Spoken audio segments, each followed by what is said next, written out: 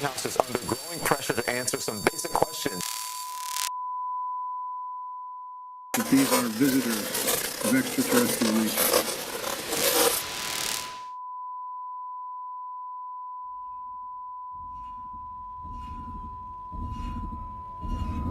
Or missiles.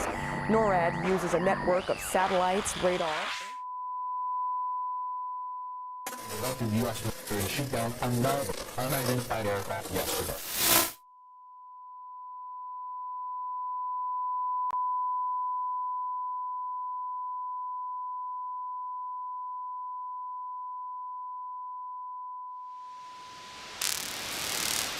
The House is under growing pressure to answer some basic questions. These are visitors of extraterrestrial nature.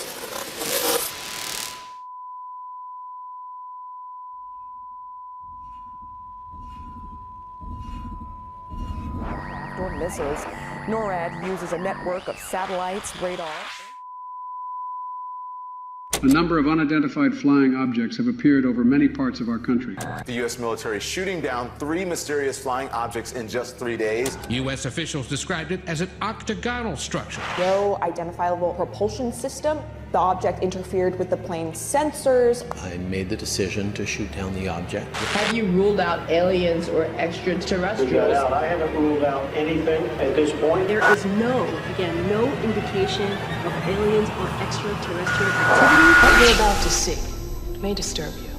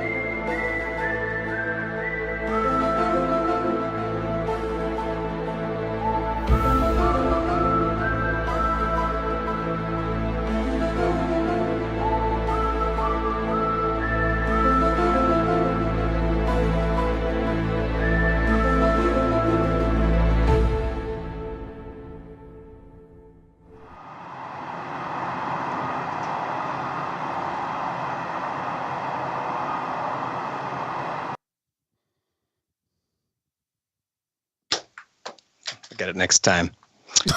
Hey, Seth, how you doing? Man, Hash, I'm doing so good. High five. Great day today. Great day Cha. today. Hey, so it's me, Action Movie Dad, and you may be seeing this on the Action Movie Kids channel, which may be very confusing to you. Nice. That's exciting. But I just wanted to address that right away. Yeah, it's me, Action Movie Dad, and we're going to talk about visual effects stuff. But back to the program. Seth, have you ever seen anything that you can't explain? I'm looking at one right now. Oh, thank you. Yeah. Well, it's my window, I think, in real life. How do windows work? It's so weird. You can see right through them, but you can't go through them. It's incredible.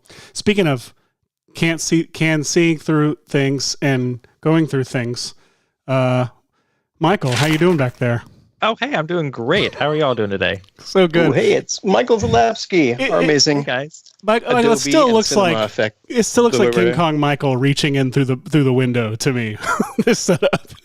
It's a ginormous mic. I love that.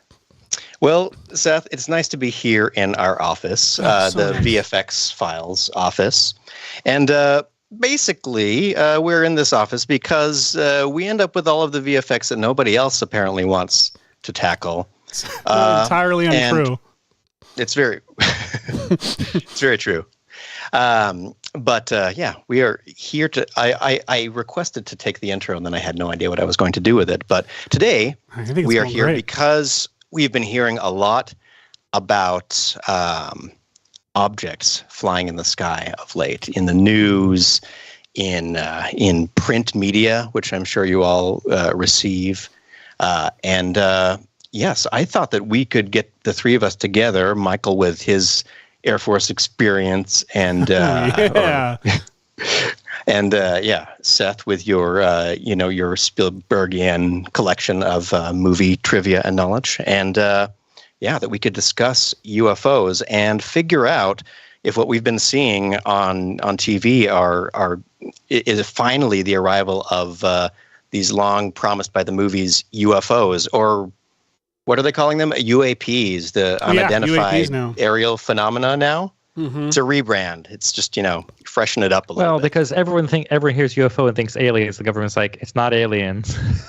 It's UAPs, which are just totally different from UFOs. I love that that's like absolutely only a temporary solution, because it's like the alien stigma will just continue to creep up after it, and then we'll have to start a new one once it shows up. With a new name, it'll be you something else. Unidentified not alien thing. UNAT. But the thing is, they can't say not aliens, because at some point they're like, it could be an alien at some point. We can't say anything's not an alien.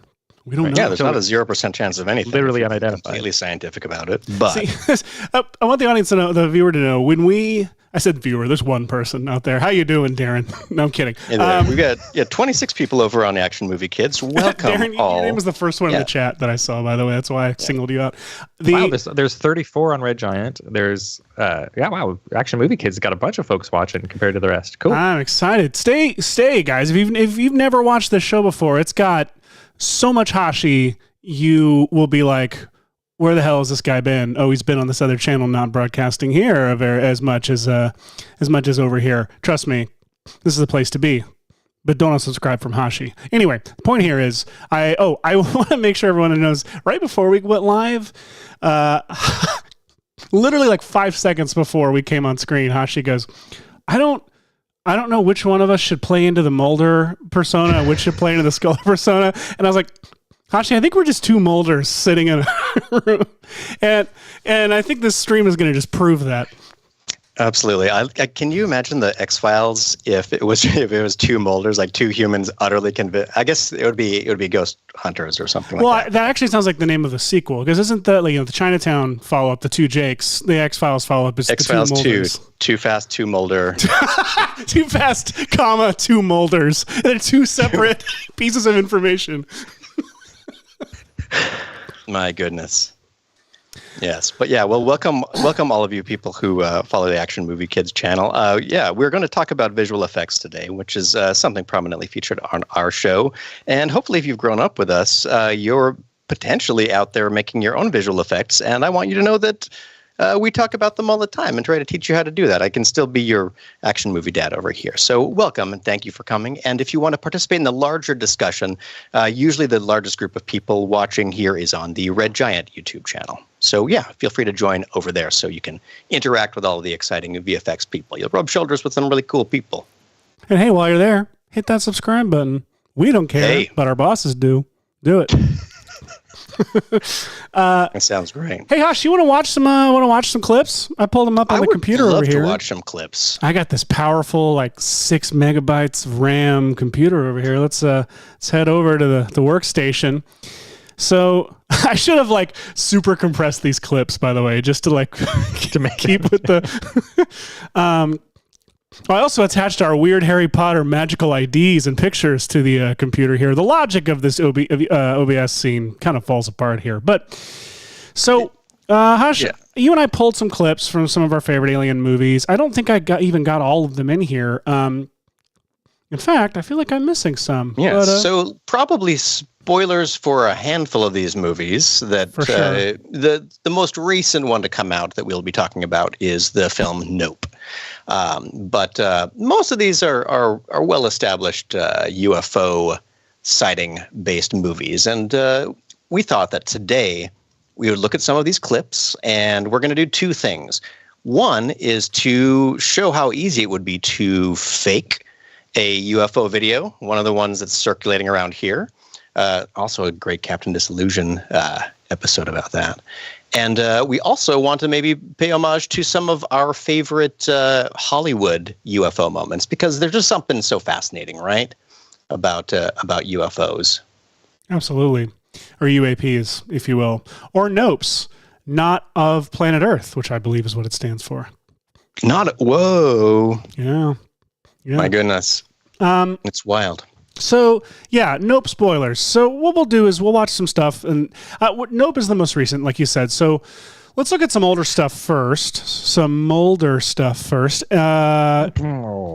I have Mulder stuff. Let's just do that. So you actually put in the chat, you put in our Slack, did X-Files even show a real UFO at a certain point? And the first one I thought of... Spoilers for the X-Files 1997 or 6 seasons and movie. X-Files Fight the Future. Oh, look, it did get super compressed and weird. This is one of the only times I know of. There is an actual, I think there's a ship crash in, one of the later seasons or newer seasons. That's very, explicitly a UFO crash. But obviously in the earlier seasons, they were keeping so close to the chest or the vest or whatever the term is. And this one from the movie, Fight the Future, which, is that a part of the title or just a tagline? I didn't remember it as part of the title, but it could be. I love that this is basically just the Independence Day ship model. It really is. Just a big enough saucer to where it doesn't feel like a saucer. It's just like this side, and it keeps it in this very small, this human scale, which, by the way, that's a cool shot. These are some great shots. Yeah. This one right here. What year would this have been in? Is this the late 90s? This is 95 or 96, I want to say. Maybe even 97. Michael can maybe confirm. But we got this shot. They run, they fall. And then we stick on all of this smoke. And then they come up on top of the ship as we get this fun reveal, like Back to the Future Part 2 kind of reveal. That is what that's officially called. It is. Slide, they fly off. And then we just get this big old Independence Day side of the ship coming up. And do we get a full shot of it? I don't think. I think it's almost always clipping frame. We kind of do. Or, when I think that he tries to get Scully to, look up at it. Isn't that the whole thing? It's he's getting validated for the 400 years of the show not being believed right here. And Scully gets to sleep through it. Remains unconscious just long enough to maintain. Which, by the way, if you're doing your movie, your X-Files movie, ballsy and cool to just, I don't know, to do that, to not even validate the character yet. No, we're still continuing with seasons of television. Just look up slightly. Which, by the way, I have... Oh my God, I think my wife is watching the show today, so I'm so sorry if you don't want me telling people about this. I have had a recurring dream where I turn to my wife and I say, there's some kind of giant monster or dragon, about to get us, and I'm yelling, "Oh my God, honey, look." And then she, is looking at her phone, hang on one second. And I'm like, no, look. She's like, hold on one second. It's literally this scenario. Oh my gosh. What a fantastic scenario to be a recurring nightmare. So... This, I'd classify it with Independence Day, which is the giant, almost unimaginably, yes, big flying thing. And clipping frame, not able to be fully contained within the frame. It fits with Independence Day, which this shot I just have been keeping on a still because it's on that frame because it's such a cool frame. It's a beautiful, beautiful shot. And this whole sequence, I believe... Oh, I just pulled this shot. Whoops. I meant to pull the sequence. My bad. I think this could be a fun shot to try and reproduce.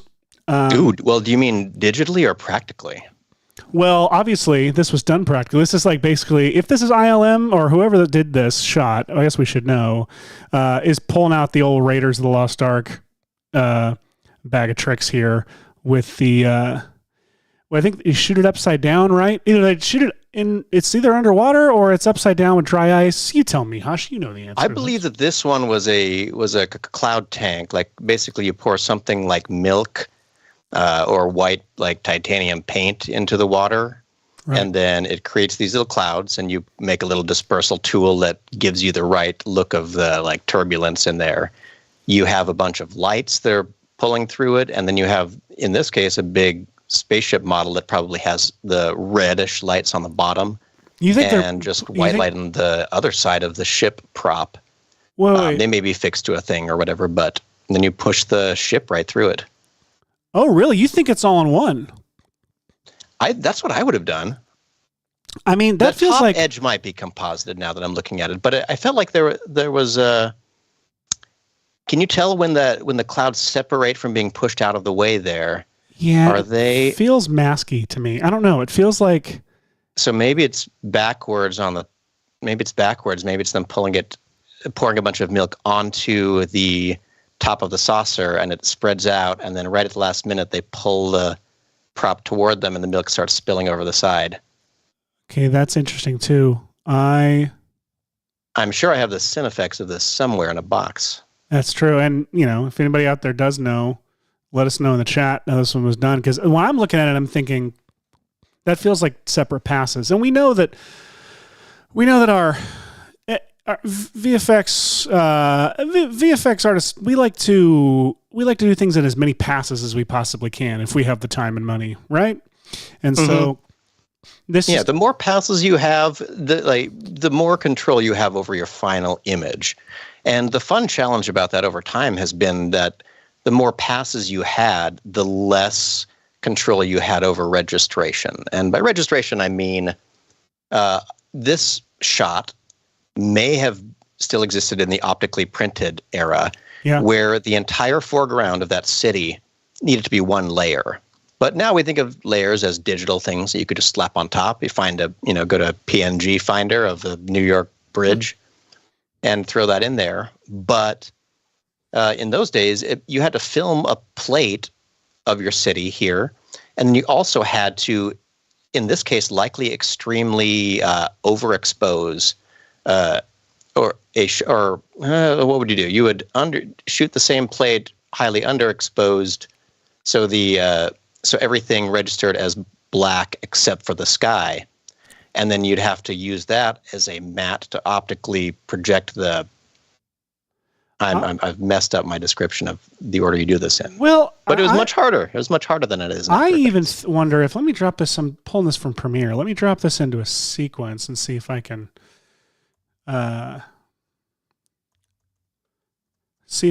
scale this up without ruining our fun effect here of... Ooh, this sounds great. Scale. So I guess I can't really, but I'm wondering is that a picture or is it a matte painting? Matte painting is just as likely. I don't know, man. I am fooled by matte paintings all the time. And if you've ever watched a movie made between 1950 and 2000... These are very exact years. It's called matte painting. Matte painting is tricky business. Look at those bridge lines, the suspension bridge lines. Like that, would that hold up better as like a... Ooh, that's a really good point. You know what I mean? Like I feel like you can't lumimat that kind of thing unless you had a very clear day with no clouds, or somebody meticulously rotoscoping for far less than they're worth. Just a thought. So yeah, Independence Day and the X-Files, Fight the Future. Those are two very similar kinds of UFOs, right? Excellent. So yeah, one potential challenge for us then is a ginormous spaceship and how you might approximate that if you're trying to do a home video version of this. Wait a minute. Hang on, I'm going to find something. I've seen this before. Ah, crap. You've seen what before? Hang on. I got to find it, and I got to make it available offline. You got a visual point to make. So yeah, if anyone is new to the show, the VFX and Chill is a show where Seth and I, who have both worked with a lot of visual effect kind of filmmaking over the years, get together with Michael Zalapsky here, who has been an expert in After Effects, compositing softwares of all sorts over the years, so we can identify and talk about and gush over some of our favorite visual effects shots. And then for the second part of the show, we will go try to recreate the home-cooked version of a lot of these effects. So you've joined us for an especially exciting show, because we're talking about UFO movies, which are some of the coolest ones ever. Absolutely. And I will say that we've got something really cool to show you towards the end of the show that Hashi made in reference to recent events that I'm so excited for you all to see. Oh, thank you. Oh, you know what? I'm going to send a copy of it to you right now, Michael. Excellent. Freebie Chillweather from the chat says it would be interesting to try the Independence Day with the new Pyro in Cinema 4D, which I think is true. For those who don't know, Cinema 4D recently, surprisingly, in a point release, launched Pyro, which is fluid/fire smoke simulation type. It's fire smoke type fluid simulation. Natively in Cinema 4D, runs on the GPU. And yes, I think the Independence Day shot with the new Pyro will be a very fun thing to try because you can push a collider through the smoke and you could probably get a pretty good approximation of how this looks with just pushing a cylinder shape through some smoky fires. I think it'd be cool. We did get close to attempting that at the end of our This Is Fire episode. Oh, we did, didn't we? Very tail end. We got just about there. You know what? I'm pissed off. This I've got a clip that it's not even worth it. We'll come back to it. We'll come back. But yeah, let's talk about some of the other types of UFO shots that have been in some stuff. You kind of passed some from Close Encounters back there. Yeah, these are the first ones I thought of, these classic, which is funny. In my mind, in my memory, this moment did not, for some reason in my head, it did not have the models. It was literally just the flare. Like in my memory, this scene was just a bunch of lens flares flying through scene. Which, are we sure that this is the... Yeah, I'm not way off, I guess. But no, there are... What the... that shot must be seen again. No, get out of here, Independence Day. This, it's definitely got the models in here. I remembered this as just lens flares as well.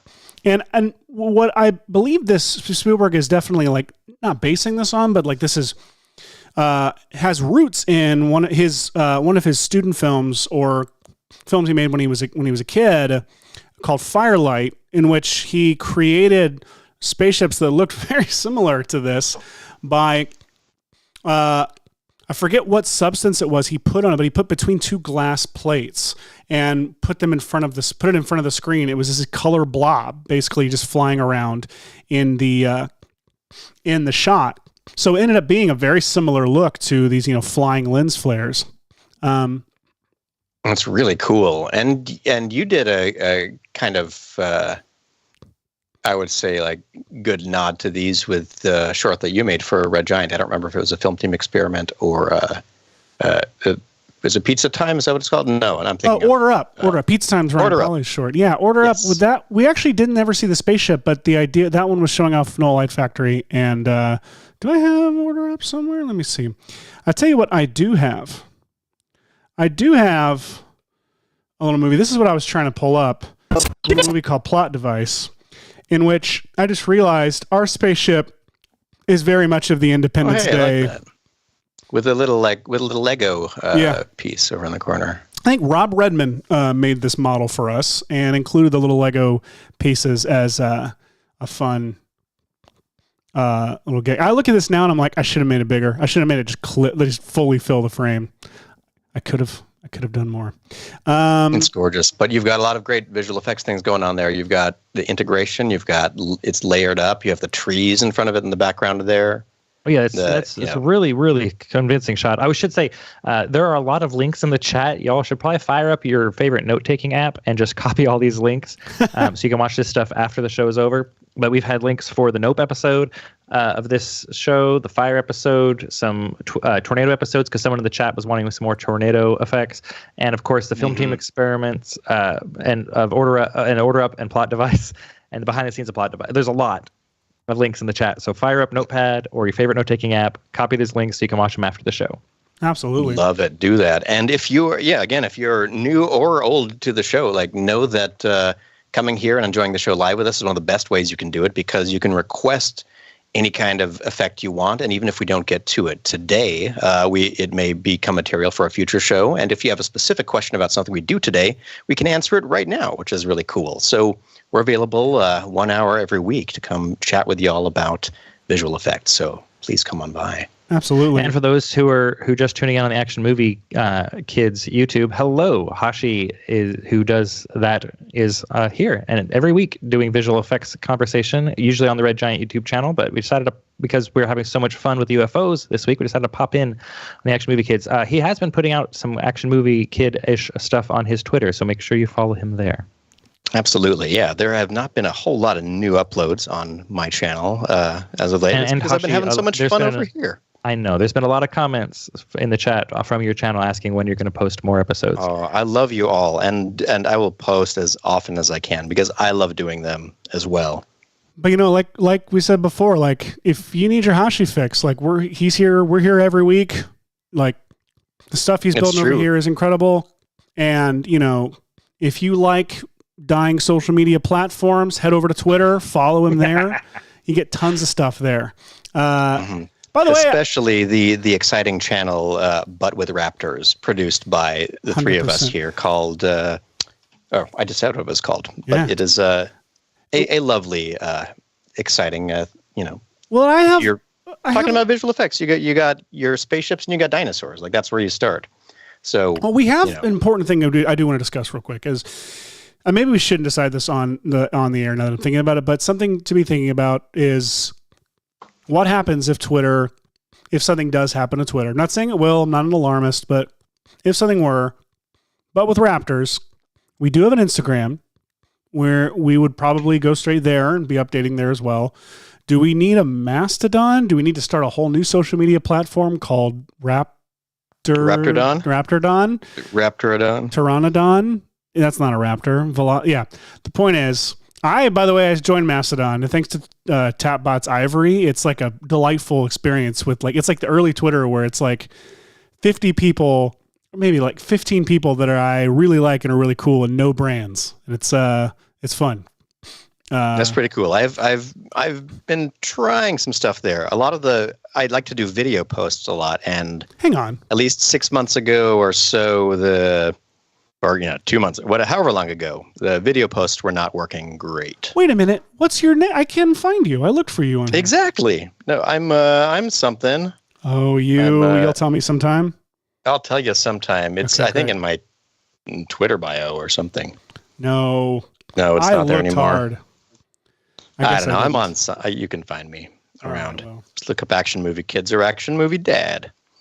But yeah, enough self-promoting. We're here a half hour into the show. I think that we should switch from discussing effects to maybe reproducing some of them. Right. So let's talk about, I got a couple more I want to look at, and then we can kind of decide. I figure maybe you want to take something from one of this pile of inspiration, and I'll take something, and we'll meet on the other side of the mountain or something. Just a few other clips. We had War of the Worlds, which, one of the most badass sequences here where a camera. This is, it's so phenomenal. This was such a great one to see. Yeah. In theaters. Just these long, it's like this whole sequence is like 3 shots total or something. And the ship itself is obviously not the really interesting part here. It's definitely the death ray, obviously. The reveal of the ship is pretty darn cool. It's very cool. And unfortunately, the clip that I pulled doesn't have that. But I remember this shot here is always super scary and cool because it's from the ground. You're seeing it from a human perspective. It's so huge. It's off in the distance. It makes this really foreboding sound. Nobody has any idea what to expect from this thing. So we got tripods. We got Plan 9 from Outer Space clips, which... Oh, yes. To be honest, I kind of lean toward this vibe today. I mean, it's a very good vibe. It's very cool. I kind of wondering if I want to take... Oh my gosh, the way it dangles. Yeah. I kind of want to do this in cinema. I kind of want to just dangle something from a rope or from a line in cinema. And by that, I mean, get you to show me, Michael. Newish rope simulation that you could do it with. It's true. All right. You could go high tech, low tech. Look at this one. You know what? I need to find, holy crap. Real quick, I have a film that I made. Okay. I'll come back to it. I have a special clip from a very early Seth Worley short no one's ever seen that is UFO centric that I do want to bring up later. But Nope. So yes, this movie freaking rules. I cannot get enough of Nope. And here we have the saucer, affectionately known as Jean Jacket in the film. This sequence right here is freaking phenomenal. It is such a different presentation of this kind of material that makes it so, so good. Yeah. Did I miss the dude getting sucked up in the? Oh no, here it is.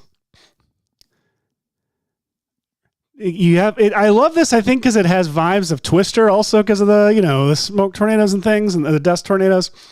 But the best part of this movie is obviously the run here, where OJ takes off on what after giving us what I believe is the most VFX and chill shot in any movie ever.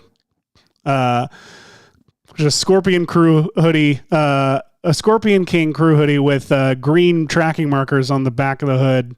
He takes off through the desert, and this thing chases him with the coolest music. That I might play a little bit so of. great. So, yeah, look at this swoopy shot. And you did some of this in the Nope episode. I mean, you made this thing in the Nope episode, obviously. We did. We did a Nope episode before any of us had seen the movie. I think that it was coming out that week or something like that. But just before our episode, that shot was teased in one of the their final trailers or teasers or something like that. And so I also, there's this kind of shot here when we see, oh no, I thought the shadow came into that shot, but another fun thing to try would be to take like some city geometry or something and cast like a shadow over the, look at that freaking shot. Good God. That shot. It's so good. I want to see this movie so bad because of that shot. Oh, Michael, did we spoil this for you? I'm so sorry. I've seen the shot already. But if I'm going to recreate something from Nope, it'd be that shot right here. And you've seen the hat poster, right? The what poster? Oh man, let me see.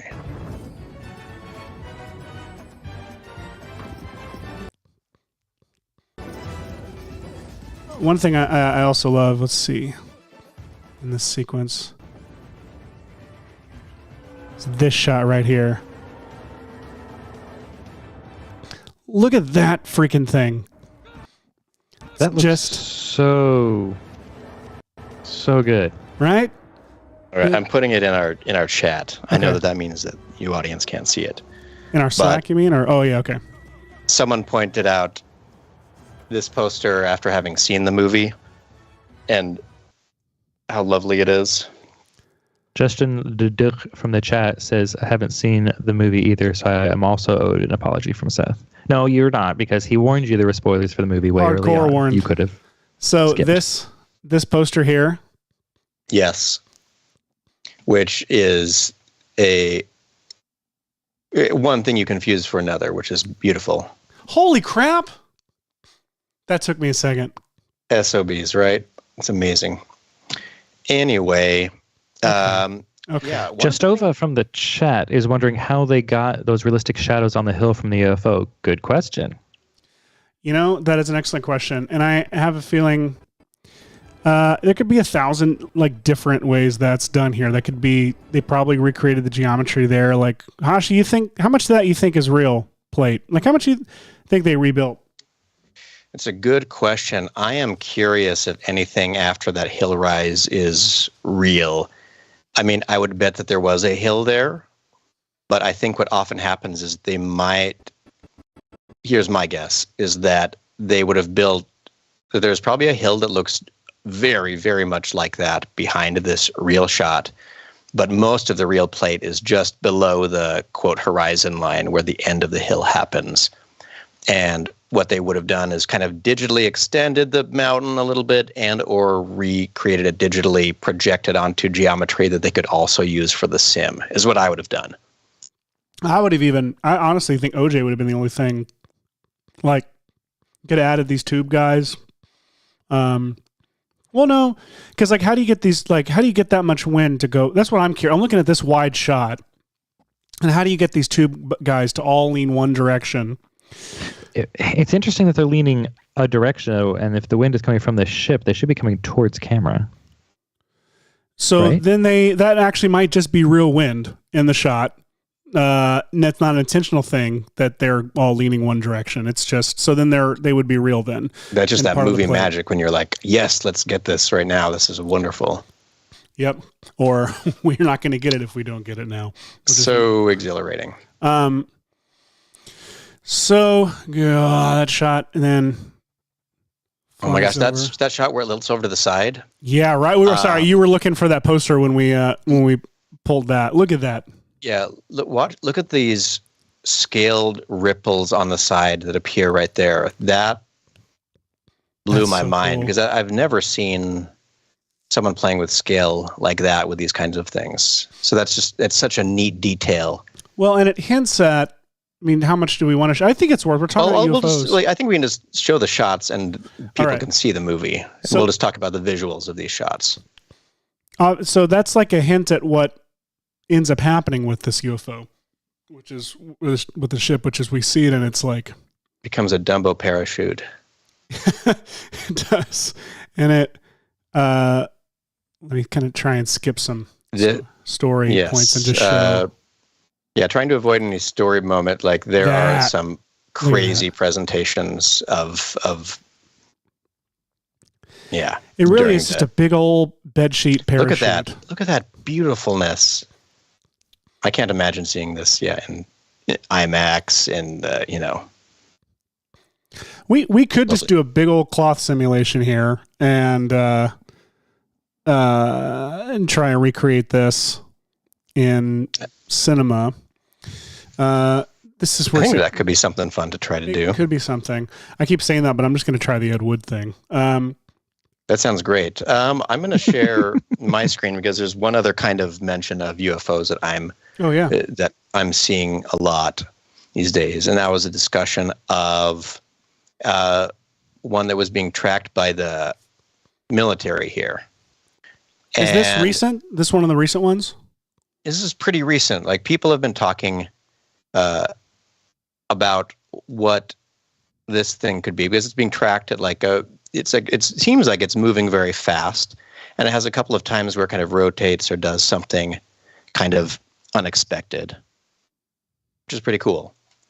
But this is not a video of a UFO. This is actually just a handful of layers in After Effects. It's a little sky painting. Look what you did. Some fractal noise, getting looped around, and then with a whole bunch of destructive. I was going to ask if that was just an After Effects stuff on it. If that was just an After Effects tracking point, to be honest. Yeah, so it's just this. That and little beam flying around. That's a kidney stone is what that is. Like that. And then added some grain. And now you start to see it kind of looking like a thing. And then you blur it and sharpen it at the same time. And you do that a couple of times and you start to get these really bizarre artifacts and halos. By the way, I also figured out a new fun, in making our X-Files intro today, I discovered another new fun de-resing trick, which by the way, shout out to the intro this week. My goodness. Yeah, we had fun with that one. That was alley-oop after alley-oop. Do you have it independently loadable? I feel like. Yeah, why don't we just watch it one more time? Let's just partake in our intro one more time. A number of unidentified flying objects have appeared over many parts of our country. The U.S. military shooting down 3 mysterious flying objects in just 3 days. U.S. officials described it as an octagonal structure. No identifiable propulsion system. The object interfered with the plane's sensors. I made the decision to shoot down the object. Have you ruled out aliens or extraterrestrials? I haven't ruled out anything at this point. There is no indication of aliens or extraterrestrial activity. What you're about to see may disturb you.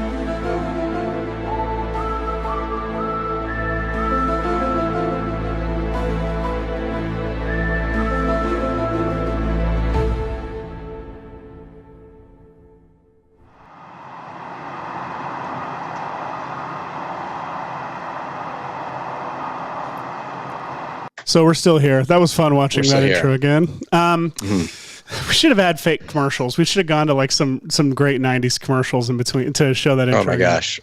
We do need some great 90s commercials in here. So that, the fun thing that I learned on in fact, I'll show you in a second. We'll put a pin in that. I'm going to come back to that. Oh, that sounds great. Fun de-resing. So you learned a thing. de-resing technique, which basically means taking something that looked good and making it look bad. So this is my example of it, because really the input is just this. It's this little fractal nugget. I love that flying you fooled around. everybody. It makes me so happy how much you fooled everybody. Thank you. And I don't know if I should have done my rough and edges effect on it, because when I do, or without it, you have more of the like pill shape that like rotates a little bit more clearly. And what's funny about these random noise things is that you start really like trying to analyze them and imagine what's going on in them in real life. And you're so focused on this little blip that you wouldn't ever think that this is just fractal noise down here. No, your brain fills it in for you. Mm-hmm. Which is the fun part about the actual shot is that you're trying to figure, your brain's trying to fill in stuff in the actual shot that you're copying here, and that's why people think aliens, because they're not thinking about what could actually cause this. Now, I would say that it was mentioned in the chat from David Fairchild that Corridor Crew did a good discussion on these UFO videos. Oh wait, so you're saying Corridor already did it. That's what you're saying? Okay. They're always 7 steps ahead, that corridor. Well, there are more of them, so they can do more steps in the same amount of time. Yes, there's a great breakdown of some UFO and UAP shots on corridor. Very cool. Hey, actually, I like this recreation here. I think you did a really good job. It looks just like if that popped up on Twitter, someone was talking about it, I would 100% think that was the same Navy shot. Oh yeah, people in the chat were telling you what year it was from. Mm-hmm. Solid work. So like that's worth noting in general. So I'll tell you a few quick tricks of the way I created this. I knew that I wanted a panning sky that was just basically repeating clouds. So to do that, I did this little gradient background, kind of extra wide comp. It's actually only 2,000 pixels by 500 pixels, because I knew in the end my actual comp should be pretty small, because that'll lend to the low resness of everything. So a gradient in the background, and then I created these clouds. And the way these clouds are created is by a really fun trick, which is you take a fractal noise effect, you put it on a 3D card and lay it down like that, and then pre-comp that into basically pre-comp the whole thing into here, and then use it as its own displacement map. So now you get these distortions that look kind of 3D and volumetric. And then you throw them all back into here, and they look, reasonably blended together. And then I added one top level of very light fractal noise. You'll see that it added just some kind of grime to the sky. So as the camera's moving, you'd see these little darker and brighter spots of the sky. Without it, again, it looks like this, very clean. And so this just adds to the velocity you can feel. And then very last, I used the offset effect. And this is one of my favorite tricks. This comp by itself would not be tileable, but if you add, I'll just do it from scratch here, add an adjustment layer to the top of it, and then add the offset effect like this, offset it about halfway. So now I know that the left edge and the right edge loop, right? So on this adjustment layer, if I put a mask right in the center, make it a subtract mask, just feather it out a little bit. There it is. Now I know, the edges tile and the middle is fine, so I can throw it into this whatever comp that I put this in, where I just have it looping forever, and it just creates this kind of, not a very convincing thing like this, but once the grain is on it, that might be real sky. You don't know. Like just that layer of grain makes you believe that that's a photographic thing. And then adding the additional things like blurring something and then trying to sharpen it back into focus really add this standard deresing kind of look. Yeah. Now, Seth, you were saying you came up with something similar in the DRes category. Let's hear about it. The blurring and sharpening is a thing my friend Joey Chickley taught me years ago. He's a genius at making stuff look analog and crappy on purpose. And it rules. It works so often. You can double that up on top of itself, like over and over. Just blur, sharpen. Another thing that I just learned making the X-Files intro, we watch it again, is applying a transform effect to the layer and then scaling it down to something like whatever you want, but let's say 20 arbitrarily, right? So we make it smaller. And then let's apply transform again and now scale it up to whatever it would be to get that back to 100. So in this case, the inverse, 500, the inverse of that. And so now we see already that deresed it for sure, like a whole bunch. Ooh, like nice. That's original, and that's what it's at now. Now, what's really fun is if we put some noise in between those. Oh, wait, noise in between them? Yeah, so put renoiser in, crank up that noise, and you get a whole bunch of just disgusting beauty. Wow. So that's without the noise, that's with. It is amazing what introducing a little bit of noise can do to post effects in general, because so many things like the way that a gradient might band with bad compression or something like that. And so a way to fix it is to scatter it with a noise so the compression gets confused. This does the same thing for effects that are relying on trying to transform the image.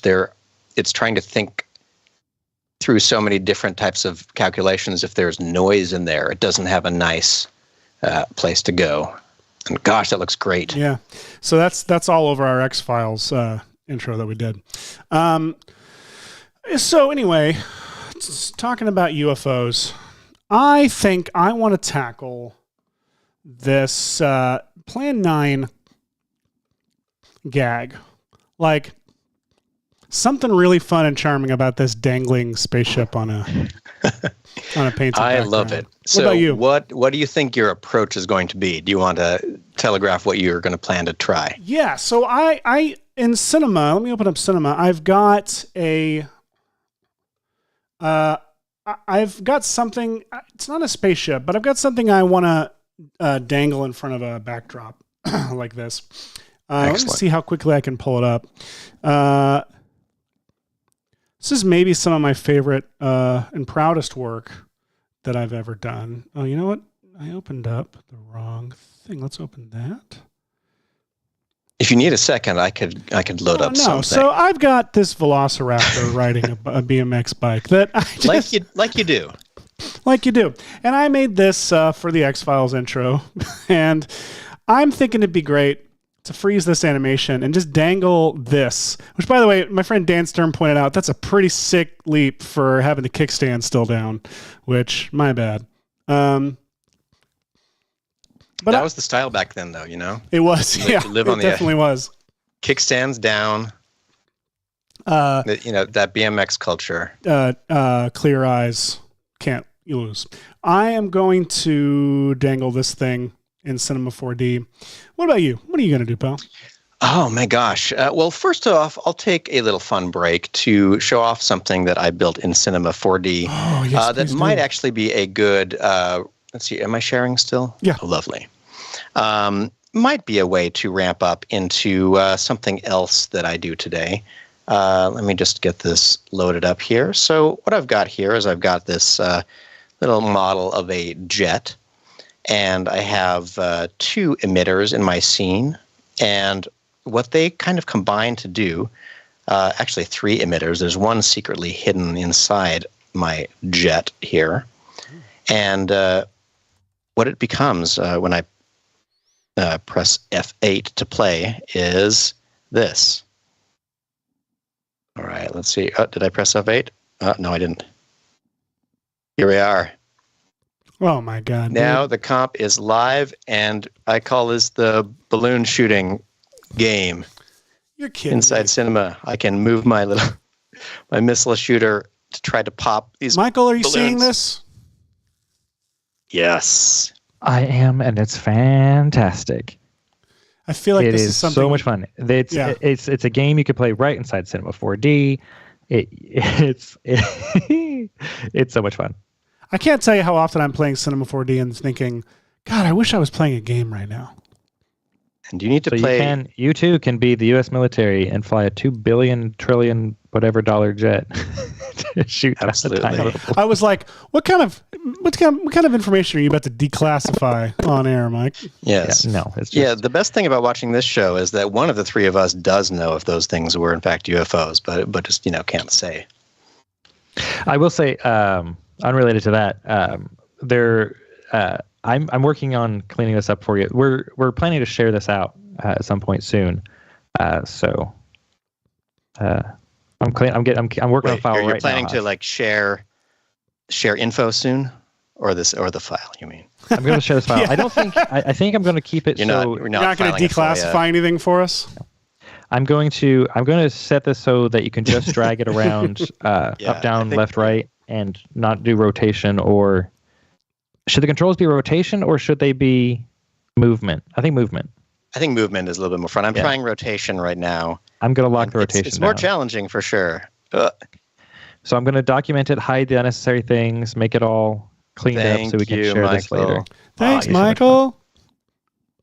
And I was trying to use I'm using the Frigby Chill in the chat says, didn't Cinema used to have chess in it? Yes, Hashi, can you hop in? Can you make a new file? Yeah. New file. And fire the commander off. Shift C. This is the commander. In Cinema 4D, you can type in any command. Type chess. And double click on chess. And boom. What? Now you can play chess inside Cinema 4D.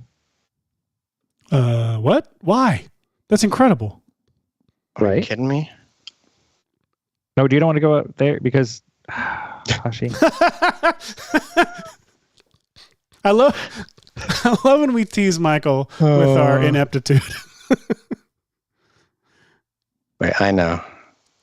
I mean, right away. Why would you? Anyway, so yes, there's a chess game right here inside Cinema 4D. And I love it. I like to make horrible logic leap errors in front of Michael, and I like to use Comic Sans and Papyrus in front of Seth. It delights me in a sociopathic way. I think that's more masochistic than sociopathic. But anyway, yes. So once we get this file cleaned up and ready to share out, you'll have 2 games you can play inside Cinema 4D. Heck yeah. Chess and the Commander, and this file, once we get it in a place we can share it out. Oh, thank you so much, Michael. Incredible. So, just to chat a little bit about all that really was you can create a sphere in Cinema 4D. I learned from Darren Frankovitz that it's nice to switch it from a standard sphere to something more like a hexahedron or something that has more distributed points on it. And then you can easily add a simulation tag called cloth if you want. We'll go with the simplest version of this since, here we are. Let's add a plane, and we'll add one of the other simulation tags called the collider tag. And if I play this, you'll see that now look at that. It's just a lovely ball made of cloth, and it just collapses right there onto the thing.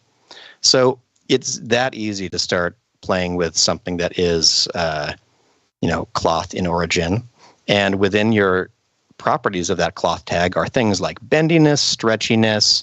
I could turn up the stretchiness and turn up the bendiness a little bit, the bounciness if I wanted. Those things might kind of cancel each other out if it's so stretchy. And then you can start getting, look at that. I've created a UFO for you, Seth. Here we go. You did it. Look at that. It's perfect. This is called the paper plate with a burrito on it style thing. But I love these kind of dynamics. They're a lot of fun. And there's also this one called balloon.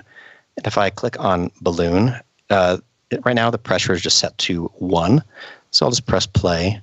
And now look at this. This is a great way to simulate like a water drop, like some water drop tension. That is very fun to look at. It's just gorgeous, right? That's and flubber, if you overpressure it a little bit more, you start to get into the territory where it's inflating itself so much that, let's see, I don't know when it'll start to... Okay. Actually, you're making flubber now is what you're doing. Basically. All right, I can overpressure it as much as I want. Oh, yeah, look at this. Now we've got this really ridiculous thing. I can take this plane maybe and kind of... I love the first few frames. Yeah. Where it's, oh, yeah, look at that. So the physics in Cinema 4D are just so fun to... Oh, no, come back. No. Okay. I need more frames for this game. This is the blubber... the blubber interactive game. But have a play with these. One of the crazy things about the cloth materials is that you can go into the tag for them, and under surface, you can enable tearing. And that is a whole lot of fun. We played with it a little bit on our Hulkify episode, where I think, Seth, you did more exploration with learning how cloth and cloth tearing and cloth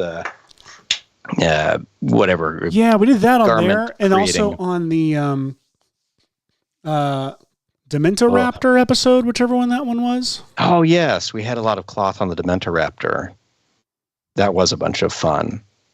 So you can enable tearing that is based on a couple of different things. Like in this case, it can tear past deformation of 150%, and then you can guide the tearing by an angle. So if I had this tear past 300% or something, that means that it'll, oops, oh, I guess it inflated right away and popped itself. Oop. That was a faster tear than I thought it was going to be. But yeah, this is a lot of fun to play with. And you can get some really cool, crazy results. In fact, I'm going to turn off my gravity and see what other kinds of weird things that I could get. Seth, you're welcome to take it back if you want to show off what you're up to. The thing is, I actually am going to need a little help setting up the rig that I want to do with this Raptor. I'd love to do, so like for example, I found your Ragdoll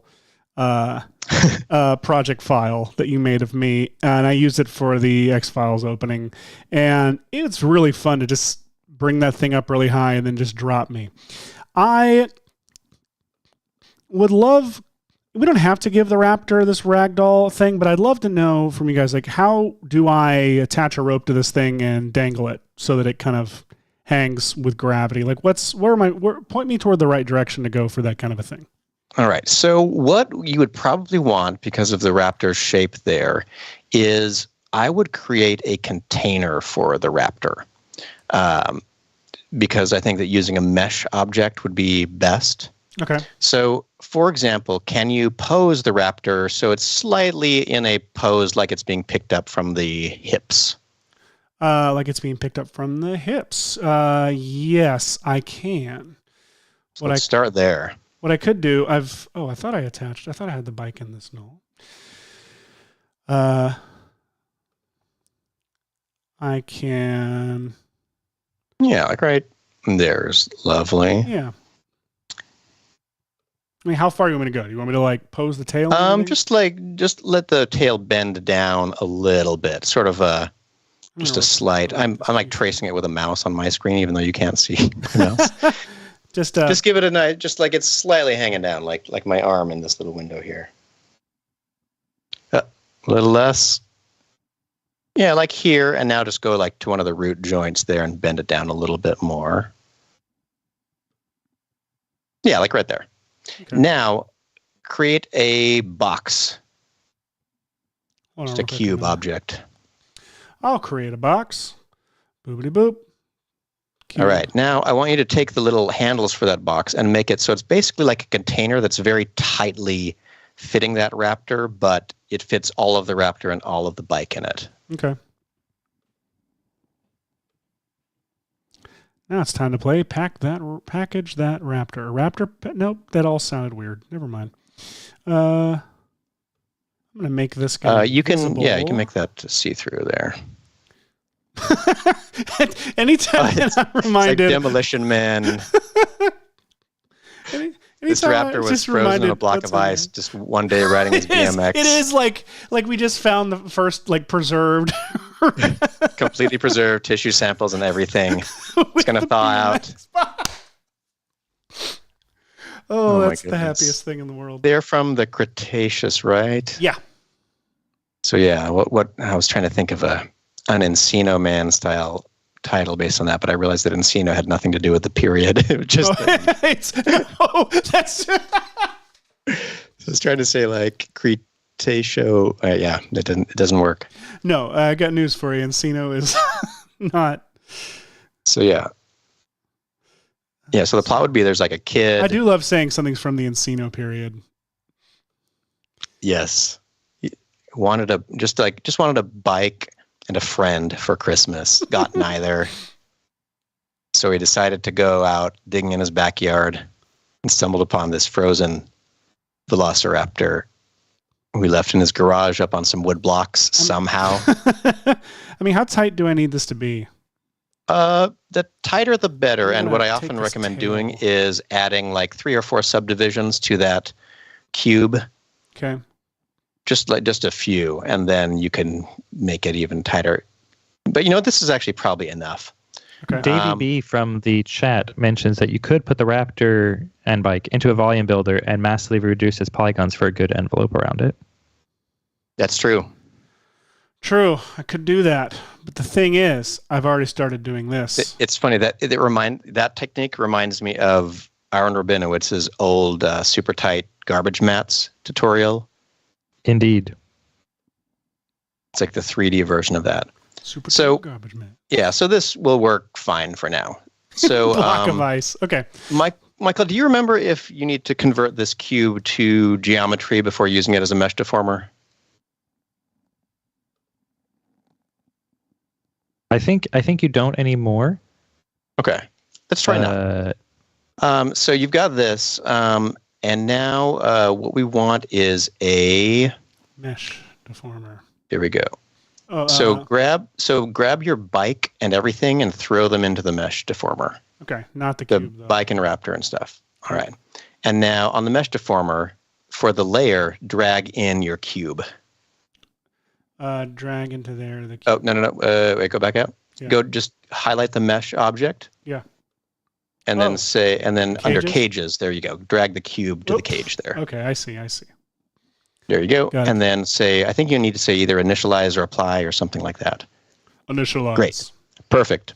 Okay, so now save this as a new thing. Iterate and save, just so I don't want the integrity of Raptor Wheelie.c4d to be... Save incremental? Is that I've never save incremental. All right, done. Great. The save incremental feature is available in both Cinema 4D and After Effects, and I highly recommend folks use it anytime you go out to make a major change in a project, or you've rendered something out and the client goes, hey, can you change blah, blah, blah? Increment and save. I use it all the time because eventually they're going to say, can we go back to whatever? And if you've saved over, you'll be like, no! Mm-hmm. Me every day. So save frequently and save incrementally frequently as well. You know what? I forgot. I should have had you divide up the cube a little bit more before I had you initialize it. Well, undo real quick. Either undo one step, and then on the number of segments there in the cube settings, just make it like 5 or something. 5 each. Yeah. Okay. Great. I did it. Now do that and go back to there. Drag that into the cage. So now we've got all of this stuff. So now what you want to do is you want to switch to like a front view or something, and then grab your pen tool. Grabbing the pen tool, this guy. And just draw like right along the middle, like leading up to the top of that, a straight line with like 6 dots. Like top of the container. One is right at the top of the container. Okay. And then just do like boop. Like just a handful more straight up. Boop. Boop. Boop. Great. All right. So that's enough. Now escape out of that. Escape. And then on your spline, you can add a rope tag, a simulation rope tag. Simulation rope. Okay. Excellent. And now I think it might be a tag for the spline called connector. Simulation connector. Or belt. And then see that search radius thing there? Yes. It's like 1 centimeter. You're going to turn that way up and check update live, and then you can always draw. Is that what I'm? Sure, always draw. And then press create at some point. And what should happen? It won't let me, weirdly. Oh, let's see. Oh, maybe the update live undoes that. Sorry. Okay. Create. Yeah. So try creating and seeing if a little triangle of you can go to a perspective view or something now. See if that cage is in any way trying to. So increase the search radius. Oh yeah, that's way too small. Okay. The search radius should be like maybe even a couple hundred. Okay. Done. Try that, and now create and see if any little yellow lines got appeared up on the top there. Looks like none. None. So let's try a larger radius. Wow, really? Okay. Because I don't know how big your object is. Create. Oh, we haven't put I'm sorry. Go to your cube and add a cloth tag. It didn't know it was an object that it could be tied to. What Sorry. Did I do? Tag simulation cloth. And if you want a very competent presentation of this technique, Darren Frankowitz does it in the middle of my bringing inanimate objects to life tutorial. In this exact same form where Darren is instructing me how to do this. So I've got cloth tag on it. What do I do?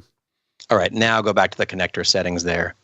Now it's in the same universe as the simulators, and because it wasn't there. Look at that. There we go. So now that object is tied to this. So you could weird circus. Now go to your spline again. Okay. And then go to point mode and select the very top point of your string. Boop.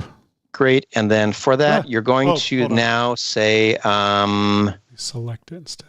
Boop. Select it. Go to your rope tag now. Go into my rope tag. And then under mix animation, okay, you're going to say with pins. Pins. And then check that. It's checked. And then, I don't remember, do you need to create a point selection tag? You might. Try that. Try to, with the object selected in point mode, go to, let's see, I usually know this from the menu, so I'm not sure what menu you're in. Oh, wait, no. Oh, what am I doing? I'm adding usually what I do is I go to like a save selection thing, store selection. Yeah, exactly. Select done. Stored selection. There you go. Now drag that into the highlight your mesh rope tag again. Rope tag. Or rope tag. And then under the map for pins, drag the point map thing down into it. Boop. There you go. And now I think you can press play. And what'll happen? And I think. Oh, it's rainbow and it's rainbow wheeling me. Oh, here we go. It's thinking. There we go. All right. So now. Okay, it's happening. The cage is hanging from the thing, and I don't know why you're. I don't know what the deal is with the mesh deformer. Oh, is the mesh deformer supposed to be inside the? Oh. Inside the null object? I don't remember what order it goes in. Yeah, Michael, why is that happening? Why are you listening to me? I don't know what. Why is this just falling? Why is the raptor not inside of there? Nuts. Sorry, what? Why is the raptor just sitting there inside this? Was the mesh deformer supposed to be inside of the null object? What happens if you do that? The mesh deformer has to be inside the null object, yes. Yeah, Copy that. Okay. Go back to frame one, though. Oh, oops. Now reinitialize. Oh, reinitialize. Okay. On initialize. There you go. Oh, that's weird. Yeah, Ooh, and that's nice. what happens. That's what happens when you move things not on frame one. I'm sorry. I did move it on frame I've messed this up. Hang on. So wait. Go to frame one. Drop the mesh inside the null. None of the parts are outside of that mesh. Drag it in there, and then hit initialize. Let's try it. What happens if you click on advanced? Can you say like down there? Can you say like extended? Like say ignore? It says ignore. Oh, I would suggest starting just making a whole new mesh deformer. Okay. In case this one's could put. Oh yeah, this one's attached to the rope already and stuff. So that's okay. We'll figure it out. Mesh. And what did we do? I've already forgotten. Now put that in the null object. All right. And now for cage, drag the cube into it and say initialize. Cube, cage, initialize. Bah. It looks like it's got to be a little bit bigger. Okay. It's missing the front of the nose, and I don't know what's going on with the tail.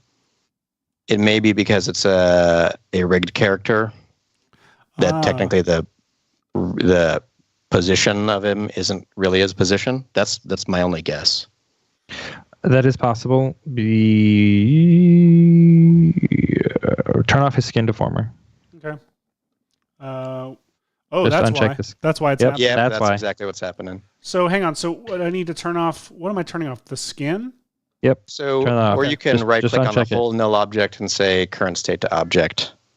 Yeah. Before adding the mesh. Yeah. If you want to keep him in that position, you could with the skin deformer on. Oh, copy. Okay. That way you can keep him in that position.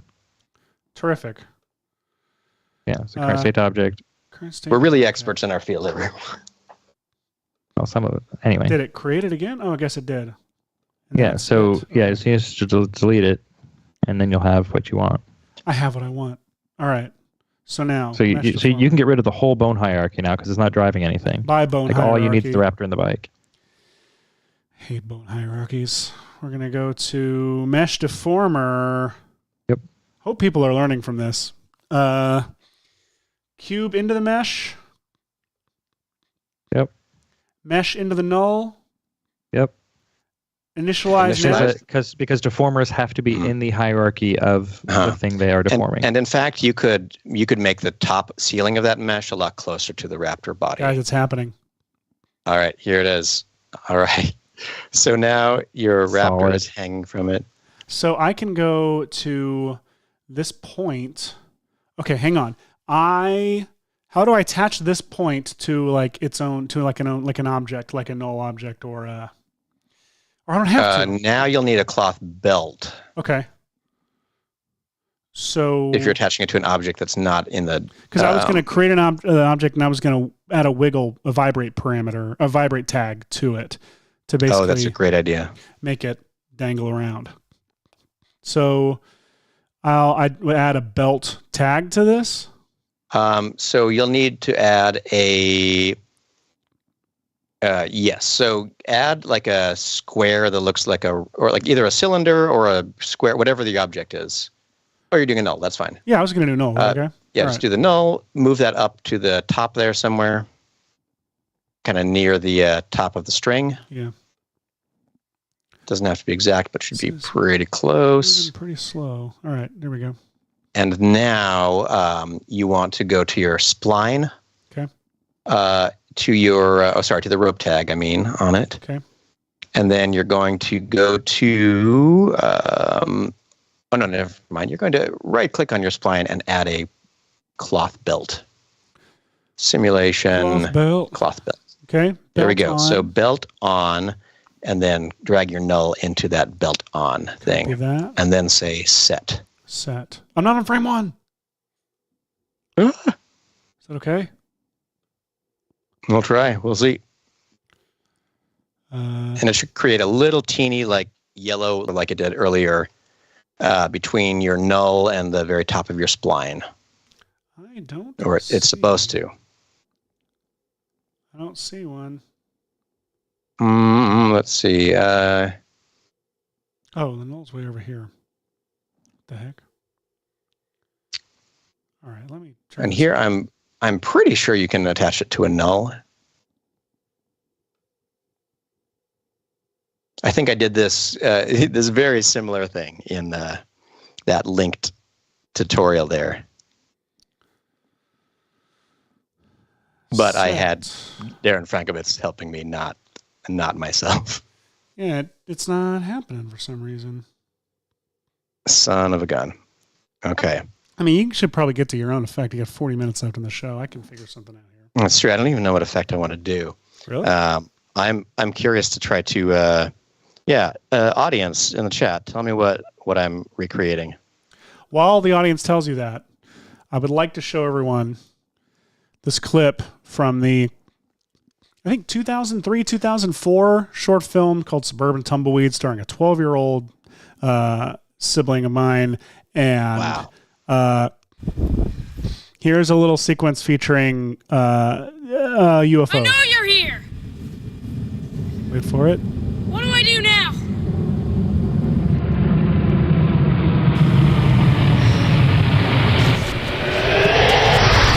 Look out! Made a Play-Doh.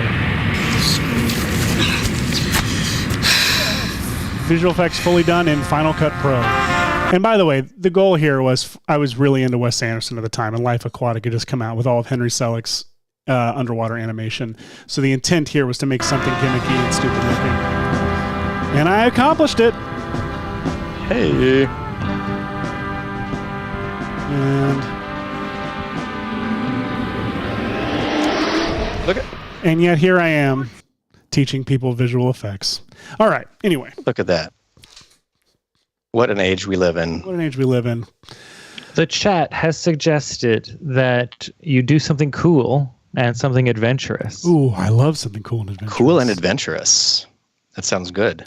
That's all the chat has said so far. I feel like that's what. Yeah, I think Hashi wanted more like, what sort of shot would you like him to recreate from some of the alien, UFO, UAP things we've discussed Hashi, earlier? I would say either the Independence Day, like milk tank thing, or that really cool wide nope shot. You did the nope shot already. You did that already. So I would say we did a pass of that. Yeah. It involved. Let me see Minions. if I can find the clip. Let's see what that episode was called. Nope, right? Let me see. Renders. Oh yeah, here we go. We've got it right here.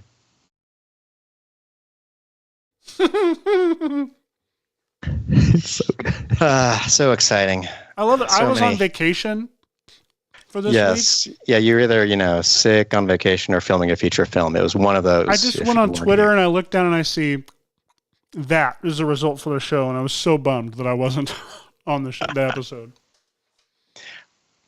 And I'm wanting to remember how this worked. So I'm getting all Okay. So what am I doing wrong? Okay, just a stick. That's actually really fun to do it that way. Great. Yeah, I'm not gonna. Yeah, I'm trying to remember exactly what it is that. I love that you did like a long stick with a string at the end. I'm gonna do that. Well, that's basically what the tutorial. The again aforementioned tutorial was all about. I know. I already forgot about it. Connector. I don't know why I'm in inches. Oh, I was trying to build a model of something, and so I accidentally I left all of my units in inches. Create. Come on.